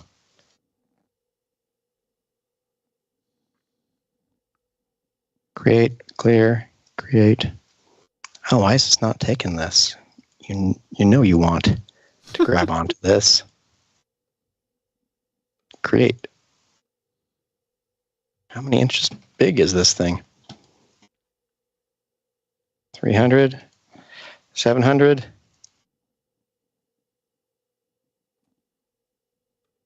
No. You can watch the tutorial. Okay, so we don't know. This is ridiculous. We don't know, and there's an existing recorded version of what to do in this scenario, so I'm going to call it. Okay, so we were talking about that Independence Day cool milk tank shot, right? Yeah. That feels like a cool one to try to simulate. So while you get started, this does remind me of a story that a friend of ours once told. I won't reveal who they are just in case I don't want it told. It might have been told on the show before, in which they inherited a shot from a big VFX house on a big feature film.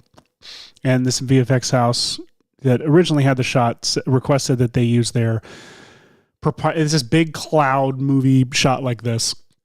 And they requested that they use their proprietary volumetric thing. And this person said, absolutely. And then hung up the phone and turned and said, okay, we're going to drop this in After Effects and you're going to put in a picture of clouds and we're going to put liquefy on it, and showed that to the director, and the director freaked out, loved it, and it's in the movie. So true tales of how things get done. So I'm curious what your approach is going to be here, Hash. If it's going to be a big simulation thing, or if you're going to go pure action movie kid, After Effects liquefy on us. It's a good question. There are so many ways you could go about doing this.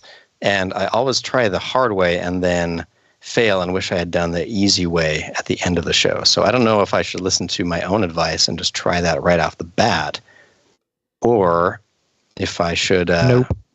Nope. Just try it. All right. I think we could do it the hard way and then try to save time for the easy way. All right. So let's do this boring version where I will say...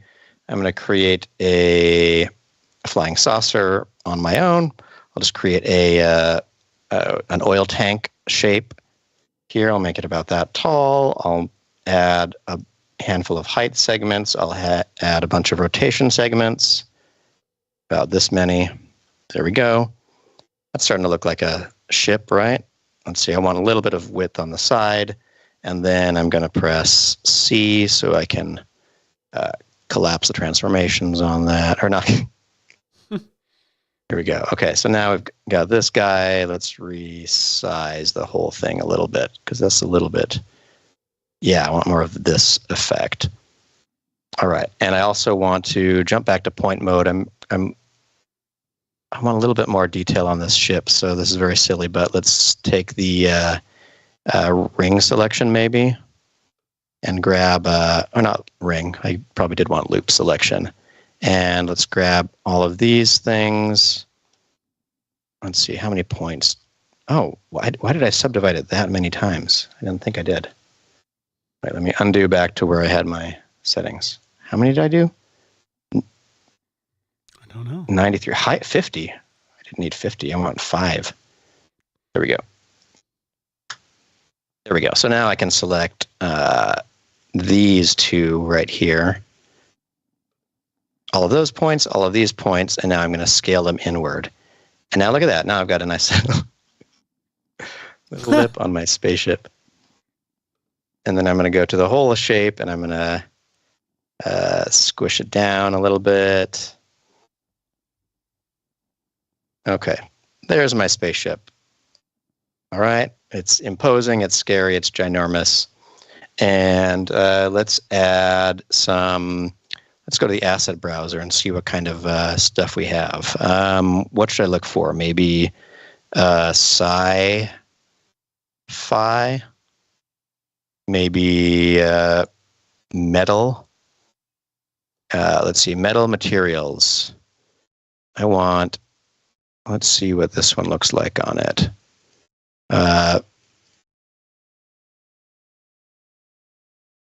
Okay, we'll let that load up for a moment. And I don't know if this is this a redshift material? What kind is it? Oh, it's redshift. Redshift is not going to, oh, it has the tag right there letting me know. I'm going to do a standard one because I'm just going to do... I need to, hang on. I just want to clarify. When he says milk tank, he means milk, like the milk. liquid that comes from teats. I said teats, like a cow's or a whale's. Because they literally pour milk into Who else? liquid. Cats. Platypuses is... Hey, Michael, while he's working, why the hell isn't this rope connecting to my to this stick here? Oh, where'd it go? Damn it. Oh, there. Why isn't that rope sticking to it? We did the cloth belt. Drag the cylinder into it. Hit set. Shouldn't I be able to move this cylinder around and it move the rope around?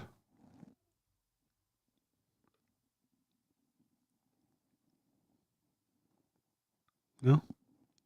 Only while it's playing. Only while it's playing. Yeah, because it's a dynamics thing, so movement only happens. Still not happening. But so hang on, I didn't see the creation of this because I was trying to clean up trying to make the balloon game shareable, which it is now. By the way, I have a handy link. I'll be popping in the chat shortly. Nice. The spline is connected to the Raptor box, and then we added a cloth belt. Drag this cylinder into the belt on and hit set. You need to specify what points you want to belt. Okay, how do I do that? So select your spline and go into point mode, select the point you want, and then hit belt. Oh. So lose the belt tag because just in case it's got dirty data in it. Dirty data. I don't have a tag for that. And you may need to have the cylinder be an editable object. I'm not sure. I know I used to be able current to. State object. What? Okay. Oh, that's one way to do it. Or you could just press C on your keyboard. You know what? I don't like doing that. It feels gross. Or you can click the make editable button on the left side of the screen. Damn it to hell, Michael. Fine, I'll do it the way you want. No, it's just what this does is it just runs a command to do basically current state object. It's all right. So spline, the point connected, point selected. I now do what? Add the tag? The belt tag, yes. Now, which belt tags? Cloth or rope? Rope. Rope. It's not what we had before, actually. So now, that's selected. I put the cylinder in there. Cylinder into the object. Hit set. And hit set. Yes. That should be more doable. Did it. Do you think something happened? I'm going to hit play. I'm going to move the cylinder around. Not in polygon, yeah. Yeah. Oh my God. Here. Oh, it worked. Mm-hmm. Okay. Sorry, I was distracted earlier. Never apologize. Never surrender. Thank you, sir. Hashi. What's up? How's that going? Oh, I'm done. Are you doing the same thing? Oh, no. Look at it. I'm done. Oh, my God, you are. Right. So all you need to do is turn the heat temperature off and fuel or whatever, and then you just have the density. Turn off. Oh, yes. Exactly what it's saying. Holy hell, it's happening. Oh, my gosh. Okay. So just to recap, so I found this. It's the concrete texture. It actually works great for a large scale thing.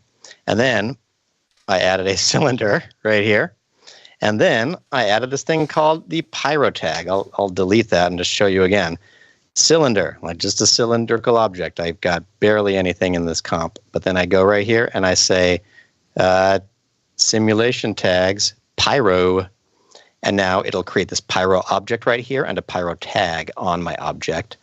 I'm going to go to the pyro tag. I'm going to turn up the voxel size a little bit because we're live streaming right now.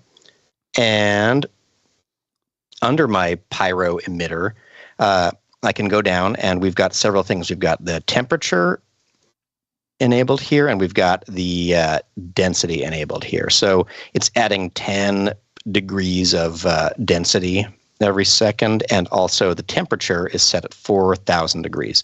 So you can turn the temperature off if you don't want the fire and just want the smoke.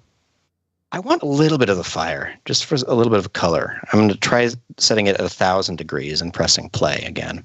So now I've got these rising clouds, and because I put a collider tag on my oil tank here, it means that it's going, oh, look at this side.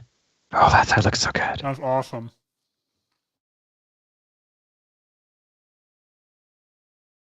Oh my gosh. So look how oh yeah, so I should be coming the other direction on this thing. Let me send the this is only because I don't have any lighting in here and this happens to by default like, look like that, right?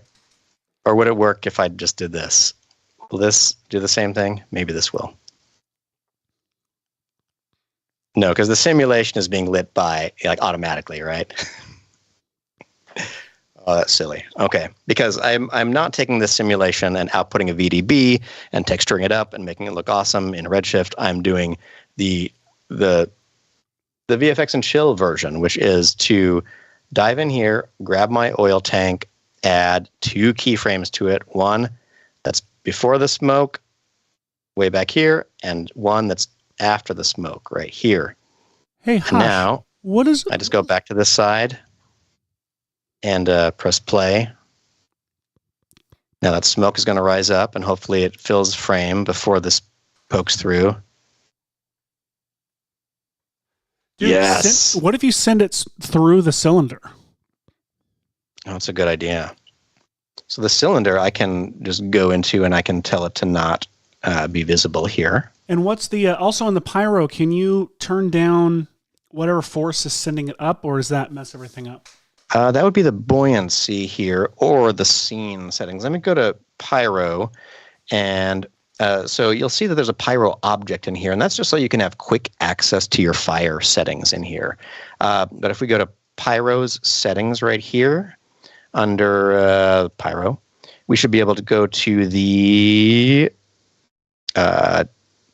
density buoyancy, and I'm going to change that. Instead of to -5, let's set it to -1.6. And right now what's happening is it takes the smoke a second to build up. This is very much like when you're doing it in a milk tank, where you have to pour the milk in until it establishes your clouds, basically. And then you push your object through. Seth, I cannot tell you how excited I am about how well this turned out with very little mussing. So fast. That's so much the time when I'm working with Pyro in Cinema 4D. It's like, oh my gosh, it works way faster than I expected it to. Like, it's just, it's like, and another thing I could do is, like, on the Pyro object itself, I could go down to its, let's see, advanced properties here. Let me just scroll down here. If I go to, my pyro tag, under combustion and dissipation. Right now, the dissipation is set at 7%. You'll see if I turn that up pretty high, watch what happens when I play. It's just basically the fire goes out right away. It dissipates immediately, and all of its heat disappears. And that's why this default value of 7 is pretty cool. And if I turn that down just a little bit further, it means that those things will last even longer. So it's only going to dissipate like 3%. And so that way, some of this stuff up top will probably remain when the ship starts pushing through. You know what? Oh, there it freaking is. Okay. I truly did not expect that to work so fast. I thought we'd be here all the rest of the show, but this is what, like 10 minutes? Now, here's a weird question. Maybe you adjust this already. Can you double up on the cylinder, sandwich the ship, turn buoyancy negative on the top cylinder? No. Okay. What I could do... I mean, you could. You can't... Well, you could create a second simulation scene. That's the issue with... you can't mix pyro vortice because they're trying to blend together. So if they're going to interact, you can't have one... The other thing I was going to say... But what I can do is I will duplicate this cylinder, and it's going to be a very complicated process. So I'm going to hold down Control and drag it up. And now there are 2 pyro cylinders. And this second pyro cylinder, I'm going to drag it back here, move it up here. And remember that it's invisible because I told it to be invisible here. But I can just scale it down, make its radius a little bit smaller. Hashi, I tell you what, dude. Put it right on the front of the ship, and then I'm going to parent it to the oil tank. Hashi, I'm going to set up a plate for this. Do you think we can render this and comp this by the end of the show? Oh my gosh. What frame rate is that at? Oh my gosh. Well, let's say 24. Well, I was going to say if you go like 48 Cinema's default is 30. I was going to say if you go a higher frame rate, obviously the way they overcranked it like crazy in the practical way. I can pick up what you're laying down. Okay, I want to see where I want a camera here. Let me. I will say the initial thing with the cylinder on the ground, if you wanted to make it look more like the Nope shot where the ship is blowing up dust from the ground, you could put forces like field forces or just wind forces using fields to blow through the smoke and get you. And instead of being smoke, you turn off the temperature and just use the density and whatever your renderer is. Oh my gosh! Holy crap! Hashi, that looks so good. You guys, my mic clipping. Okay, look at it. Okay, how fast can you render that out? I'm looking for a plate right now. Well, to render it out is going to take a second. Let me see. Well, first of all, I want it to look better because I'm going to do a viewport render on this, which is okay. Might sound ridiculous, but it's because I just want it to look just like this. Okay, so we've got this. I want a little bit more of this light to follow the ship. So let me attach the bottom light to the ship. Also, see if that messes anything up too much. Also, is there a way to make the cylinder as small as you possibly can? Make the pyro as small and contained as you possibly can. Because right now it's a wall of pyro, but we're looking for that like cloud. I don't know how to do it. Let's see. Well, one thing I could do is the cylinder that's emitting these from the beginning could start out here. I could add a keyframe like that. And then by the end of the shot, I'll add a keyframe that puts it back here. And I don't know if that'll do what I'm thinking, but what I'm hoping is, let's go to an extreme side view. It's actually a smart idea. What it should look like is my emitter it's putting cloudiness out here. Oh wow, I don't know why my other cylinder emitter ended up so far back. Oh, I probably parented it at an odd point in its development. Okay, let's put it right there. Now let's see. So from this extreme side view, one pyro instance right here that's moving slowly backward, one that's on top of the ship moving forward. So hopefully you start to get more of a shape of clouds like this. See, so it'll come through.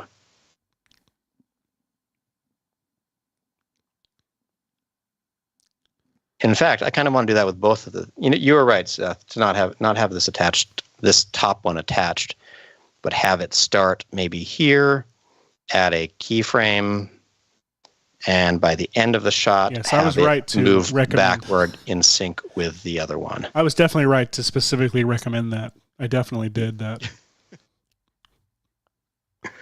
All right, and you can see a little bit of the top of the ship in the shot, right? So let's go to... Yes, you can. It's at a weird angle.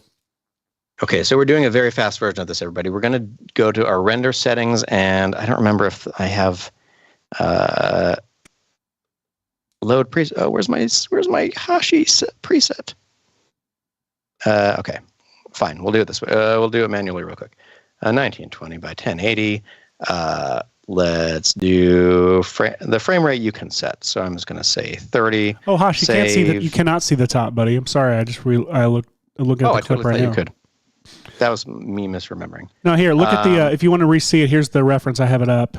There is significantly less cloud on the. Once it comes through, there's less on the bottom than there is on the top, just like what's happening in your simulation. So, yeah. Okay, so let's see what we've got here. It was very funny to fade from the reference to your viewport. To your viewport. Oh my gosh.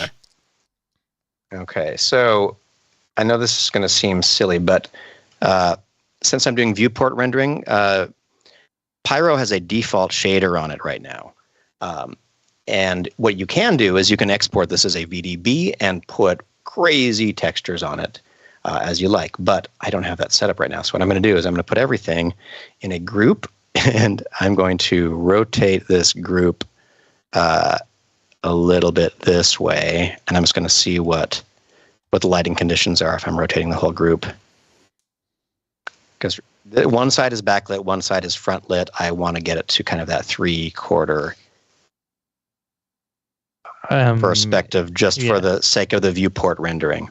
This is not an official recommendation. This is a VFX and chill time saving. Hopefully in a future version, viewport rendering of Pyro, we will be able to take into account more of the viewport lights. Okay. Hopefully. We're getting there. We're getting there with this. Okay. So let's go to a view.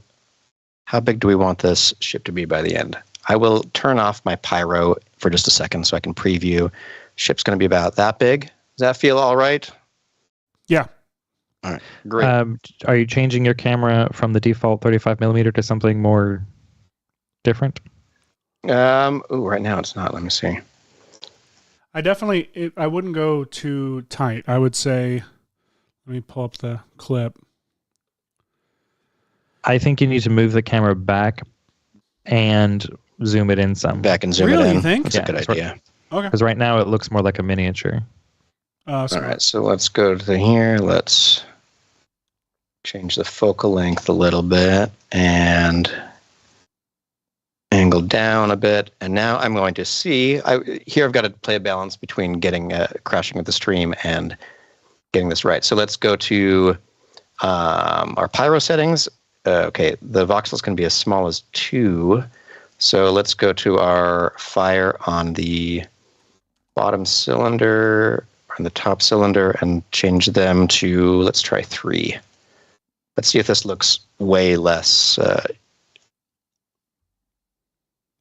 should be a little bit more detail on these clouds here because the voxel size is smaller.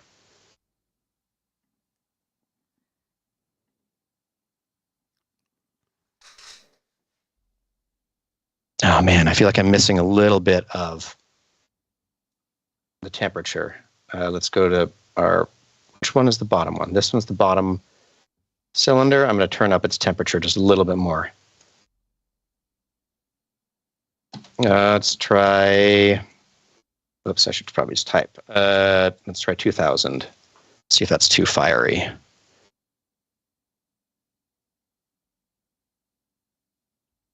I don't know, it's maybe too fiery. I'm trying to get the fire effect out of to color it instead of just doing the legit thing of accepting the clouds for who they are.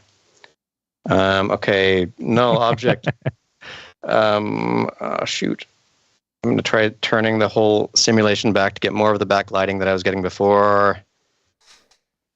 Why has no one just shot this plate for us? I'm like going through every resource I have, trying to find a good replacement. Okay, let's see. I'm going to back off the camera just a little bit more.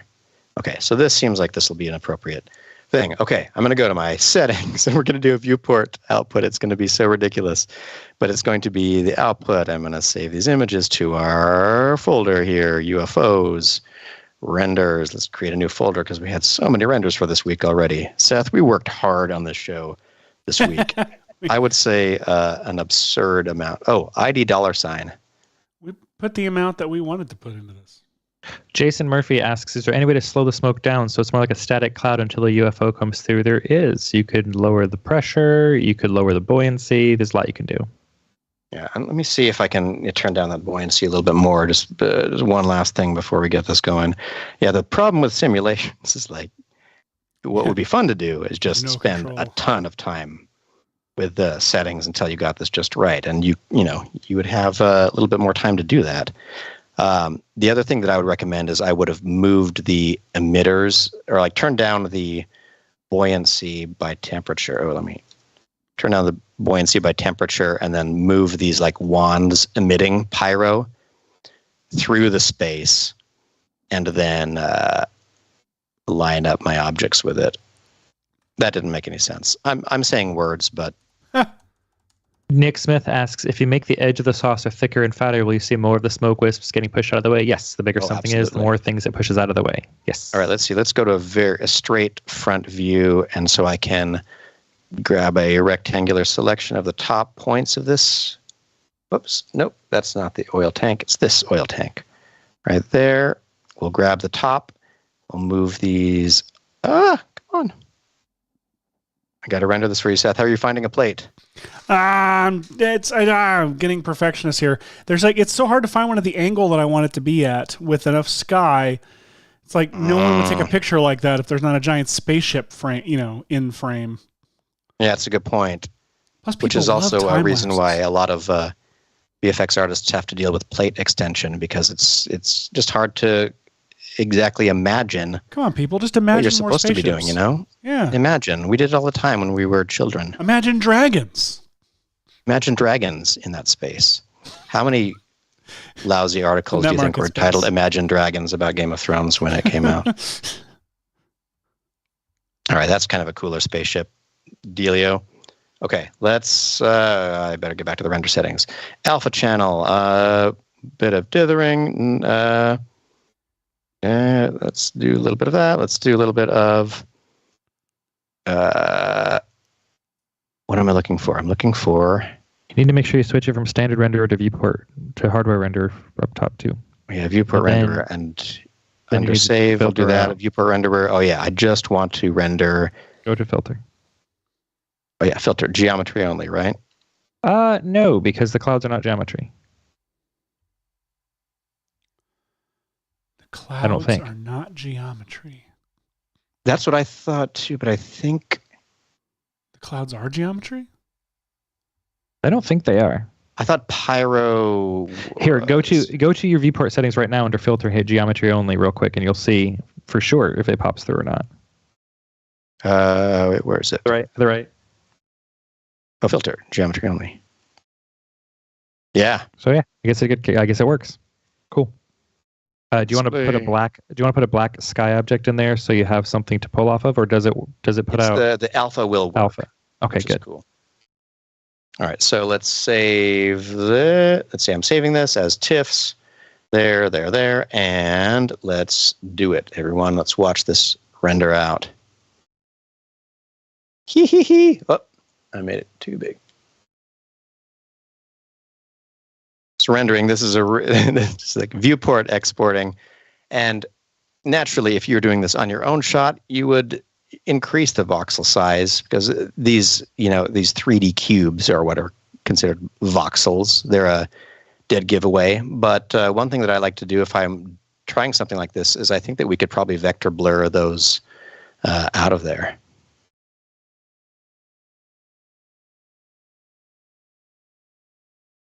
All right. I think that we're going to be doing some color correction in post, Seth.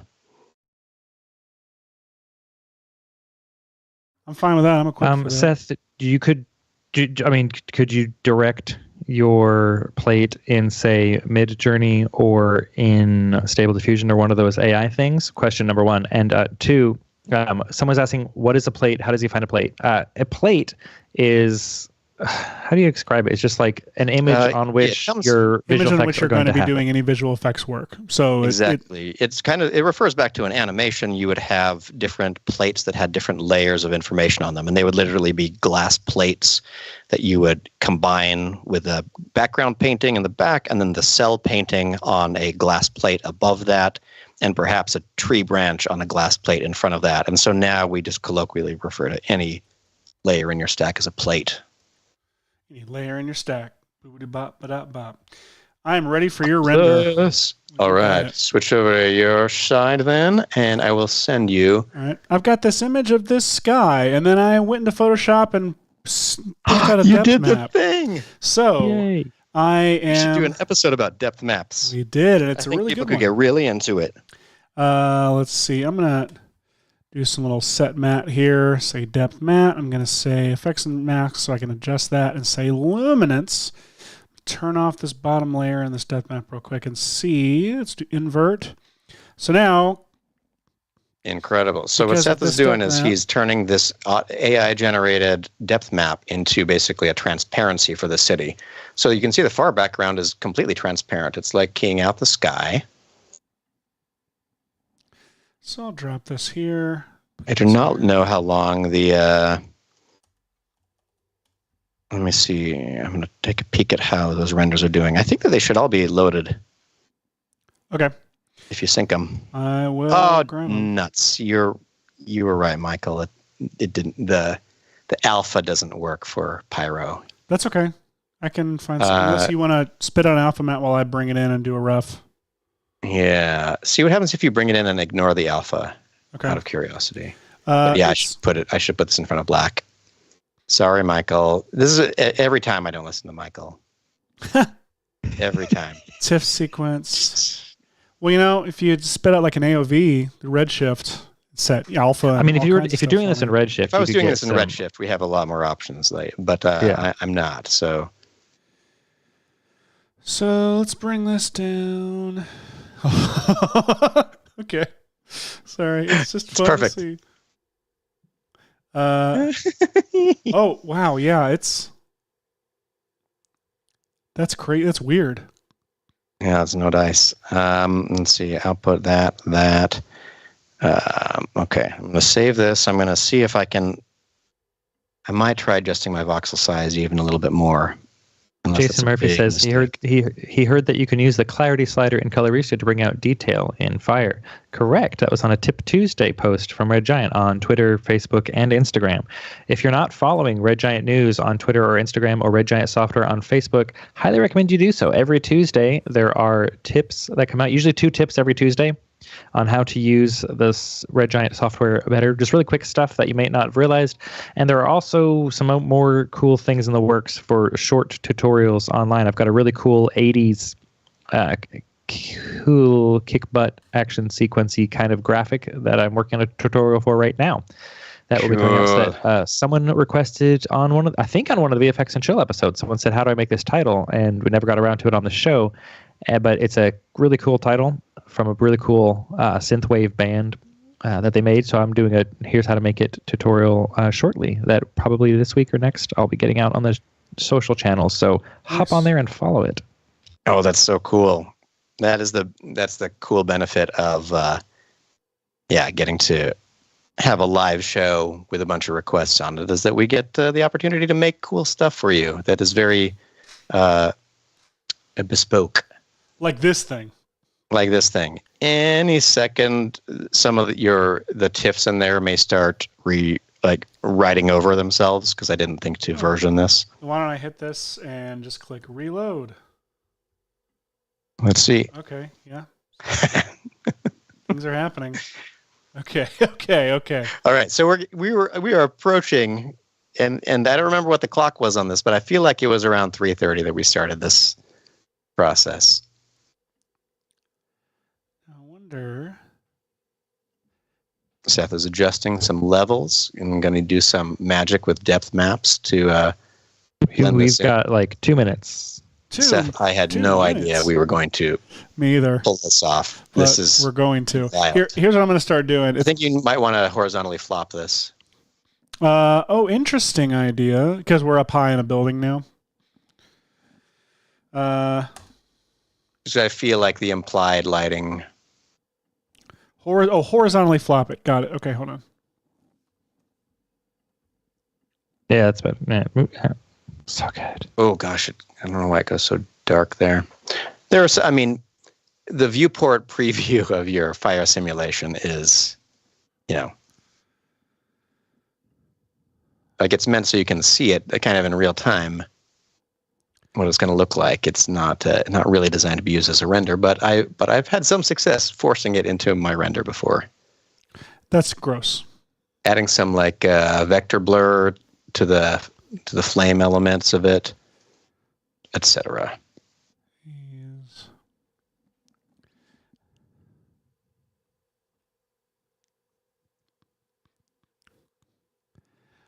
Bet if we even. I'm going to see if I can make a different version of it too.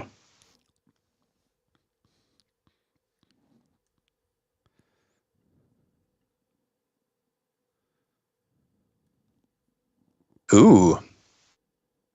Yeah, I'm trying to figure out how much to color match it to the sky. There's just a nuclear explosion at the top of it. Now, if you saw that in the distance, something. Something not fantastic is happening. Well, that's just like every summer in LA, right? It does look remarkably like LA summers. LA summer sounds like a person. Journalist with the weather, Hashi, look what we made today. This is. I had no idea that this was possible today. So this works for me so for just happy. like a few frames. So what I'm thinking is, what I might even do is pre-compose this. I like where you're going. Am I this crazy? I think I am. I'm going to pre-compose it, move into new attributes. Wait a minute. I have a utility for this. Time stretch. Now I'm going to do it the other way. Pre-compose. And then I'm going to do time warp. Let's do the time warp again. It's one word. And let me see. Frame-wise, I want frame one. Oh, wait. Turn off time warp real quick to determine this. Probably frame 75 through frame 212. See you later. What did I say? 75 through 212. I'll do source frame 75. And then go, just stretch it all the way out. And say 212. And turn time back on. So now it's going to take a long time to render, but it will be because it's trying to calculate a whole bunch of extra frames and things like that. But the idea is that we'll get that like slow motion milk tank look. You know, there's no reason to be in full resolution. This is so janky looking already. Let's just see. Good point. Dun, dun, dun, dun, dun. What if me singing flagged the video, but not the actual clip? That would be great. That new Google recognize a tune situation. I'm rendering an anti-aliased version of it that may end up looking better. I don't know. Is it versioned or is it just versioned? Okay. It won't disturb Let me know what's when it's going on out. here. I think there's a couple of frames in here that get wonky because of I reloaded it before you were done rendering. Yeah.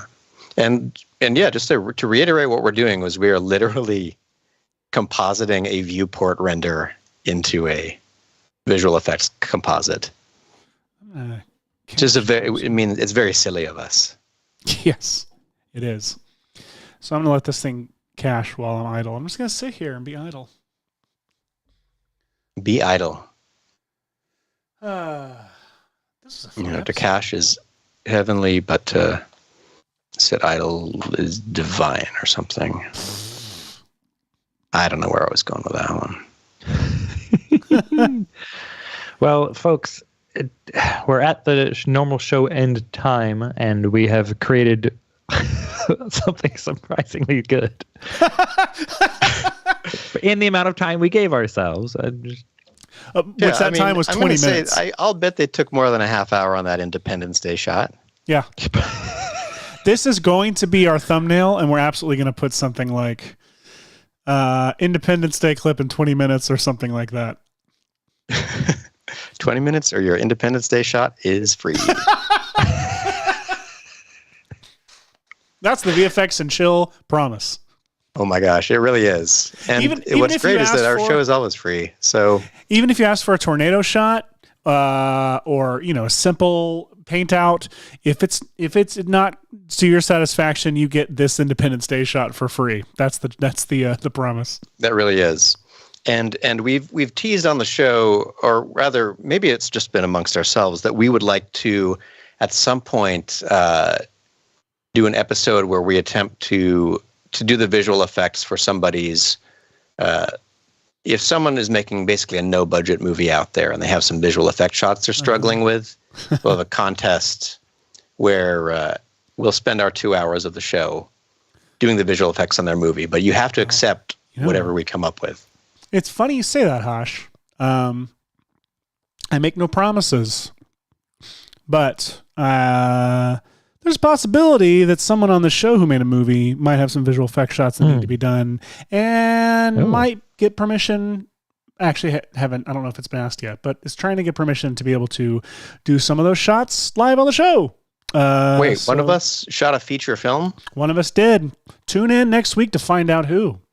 And it could be what do me. we got? Do we got some RAM preview here? It's moving.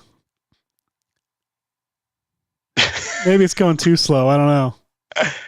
Jason Murphy says, "Where was that offer a few months ago?" Justin the Duke says, "Marvel taking notes." David Fairchild says, "It's a neat idea." Oh man, this is fun. You know what? Oh, Hashi, you know what you need to do? Super comp? I had already super comped. Oh yeah. You need to do is actually crank up the frame rate and then just throw that ship through that pyro. Yes. And then you're going to get, because then you get the whoosh. Yeah. Well, in fact, if you want, if you come back to my screen, I can simulate like what that might have looked like. So if I have an object mode, let me quickly redo this oil tank's position here. Why can't I see I'm in geometry only, right? So I want that keyframe, and then this keyframe, let's move it way back here. So it flies right out after the big explosion. Oh, before we get off, yes, someone says next time we do Top Gun shooting down balloons. If you missed it earlier, Hashi built a game you can play in Cinema 4D where you too can shoot down balloons. You too? Like Bono and the Edge? No. You users as well. And the link is in the chat. It is maxonvfx.com/modern. Michael just call them losers? Wait, do that again. This one. With it stopping right there, it just looks like I'm here. It got stuck in an explosion. Like ding, it just like a car crashing into a wall. Oh, that's so good. It's so great. Oh yeah, yeah. If this were very few frames, and those are extrapolated, I bet those are awesome frames. Look at this. That's the other fun thing, is that having this in your Cinema 4D window, and this is so few levels. I should save this. I should. Wait, what's on the other side? What's on the other side? Say again? Like, flip the camera onto the other side. I want to see. I guess I'm curious. This is what they saw. Well, I'm curious what it would look like in reverse. Basically, if you push it through and then play in reverse, like if you like, I'm trying to see how to get that milk tank look. Mm-hmm. We do need to go. Maybe we can pick this up next week or something. But everybody, thank you for tuning in. We love having your company. Just here look at this VFX shot one more time before we go. Look at this. Look what we did today. Look at that. It's not perfect, but we did it in 20 minutes. Damn it. Hey, that's pretty good. Pretty good. I'm proud of us today. Seth, I do now believe that there are things that I can't explain, including how you could make an effect shot like this so quickly. Absolutely. Wow.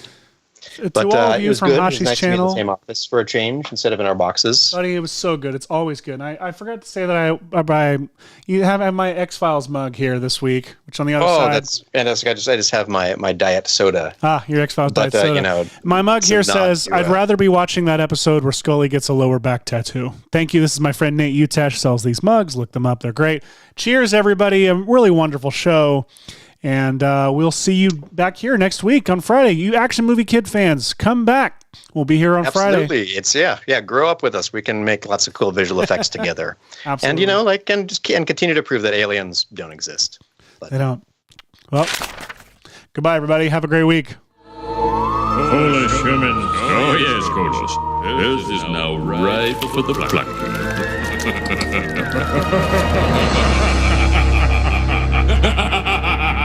Ha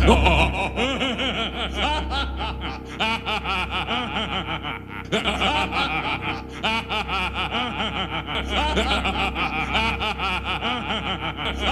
ha!